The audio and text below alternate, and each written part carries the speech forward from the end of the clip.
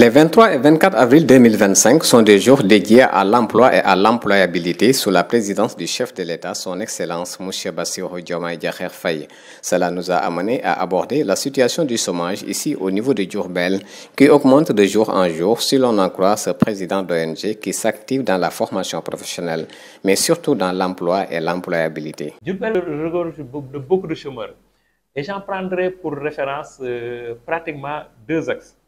Le fait que les gens se soient vraiment tous plongés dans le métier du Jakartaman, ça vous renvoie que le taux de chômage est extrêmement élevé au niveau de la région de Diourbel.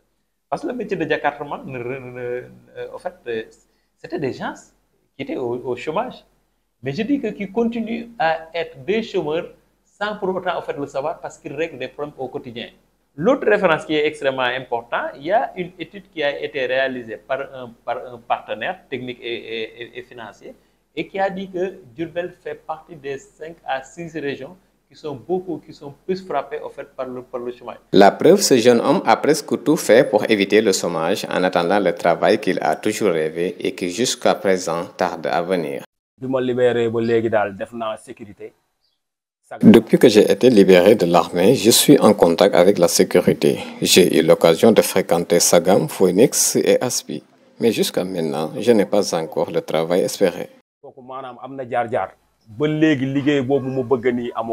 Il n'y en a que Kader qui chôme dans cette ville. Si l'on en croit le directeur régional de l'ANSD, l'Agence nationale de la statistique et de la démographie, 22,10% de la population chôme dans la région de Diourbel, dont femmes 34,92%, hommes 9,18% et jeunes de 13 à 35 ans 28,98%.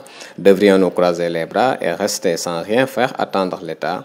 Quelle stratégie mettre en place pour éradiquer le chômage? La stratégie que je voudrais proposer principalement, c'est de mettre en fait une plateforme d'acteurs multidimensionnels qui pourront prendre en charge en fait, ces activités quand même de formation.